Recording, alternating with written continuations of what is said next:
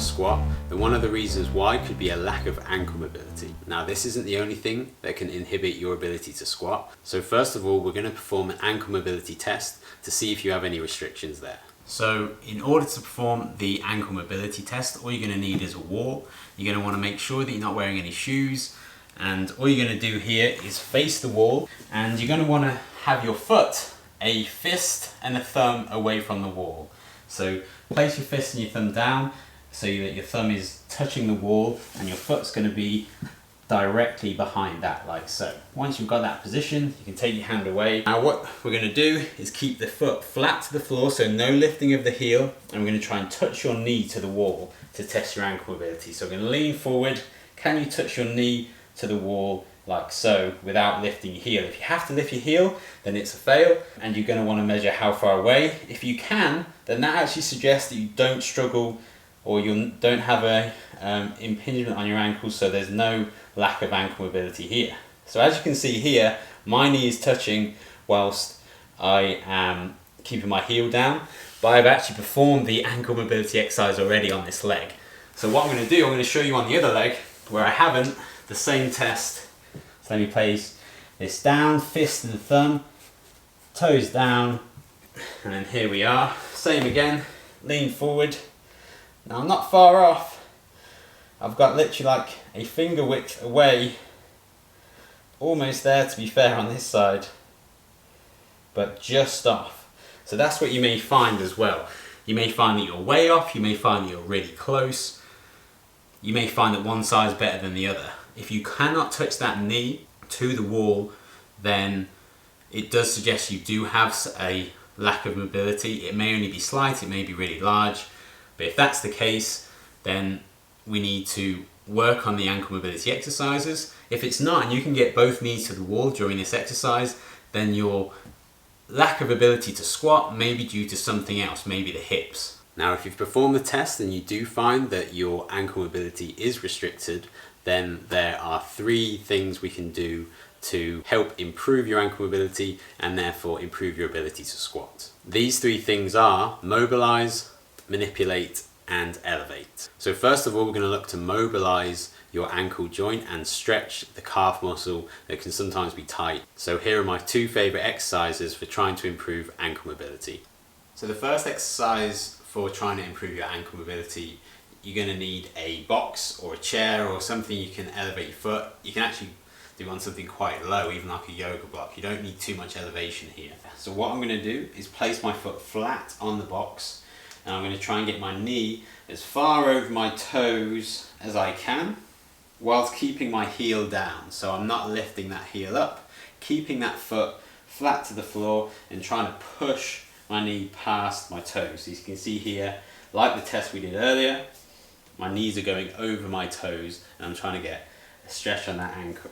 Now, I like to be elevated here rather than on the floor because I feel I can put more weight into this leg, whether that's with my arms here, with my chest and arms like so, and therefore I feel a bigger stretch down the back here and in the front of the ankle here like so. You can spend, I'd say, up to a minute here kind of just holding this stretch. You can kind of adjust, you can try and push out a little bit with the knee, try and get further over, all whilst keeping this heel down. For the second exercise, you're going to just need something to hold on to, so this could be absolutely anything as long as you've got enough space around it to perform the exercise. We're going to get into a deep squat, so have this in the center, both hands on. I'm going to sink as low as I can into a squat first of all, trying to keep myself upright, so pulling myself up using this.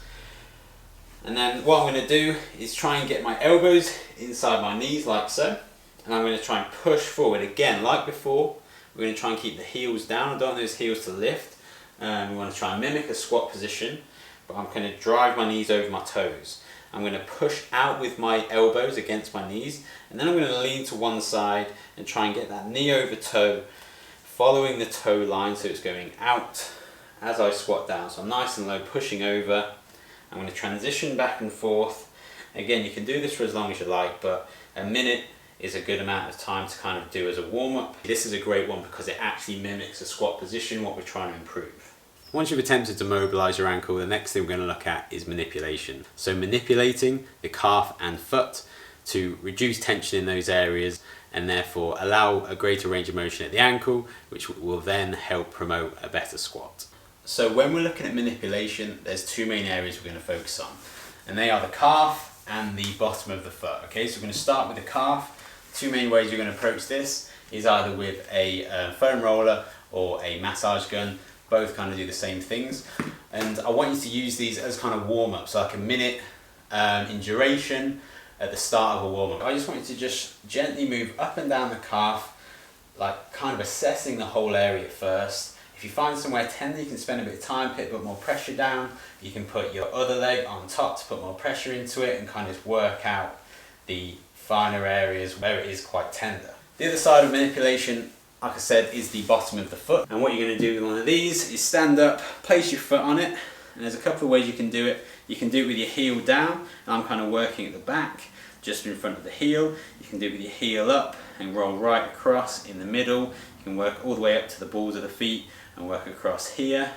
And you can place the toes down and get to the back of the heel too. After you've performed your mobility exercises and manipulated the key areas, you're going to want to retest your ankle mobility. So we're going to perform the same test that we performed earlier to see if there's any improvements in your ankle mobility from the exercises that we've performed. The final thing you can do when it comes to ankle mobility and squatting is to elevate. So elevating the heel can provide a better alignment for a squat position. So I'll take you through how you can do this when performing a squat. So when we're looking to elevate the foot to help with your squat, you've got two main options. The first one is footwear. So here you've got some barefoot shoes.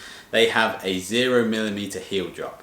Heel drop refers to how high or low the heel is compared to the toes. So normally in trainers, obviously running trainers especially, you're going to have a high heel drop compared to the toes to give you more cushioning on the heel. So this is an example of shoes that provide zero heel drop. A pair like these, so you've got these are Megs, Nike Metcons here. These provide, I think, a 6mm heel drop. So you've got that heel support when squatting. So that's going to raise your heel to put you in that higher heel position to then help with your squat position. So that's the idea of the design behind shoes like these. These are cross-training shoes.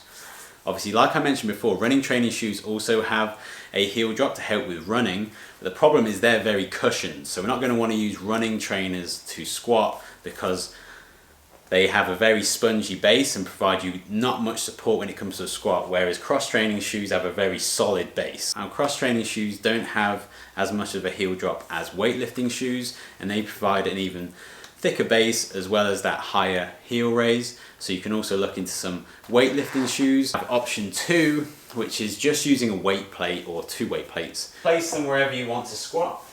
Obviously, if you're going to do bar squats, you bring the bar on first and walk back onto these. But you're going to stand with just your heels on, make sure it's in a good squat position for you, and then like you would in a heel raise trainer, you're going to perform a squat like so. Obviously they kind of give you a nice firm base. So if you don't want to invest in some shoes, if you don't spend that much time training, you just want to improve your squat, then this is definitely the cheaper option.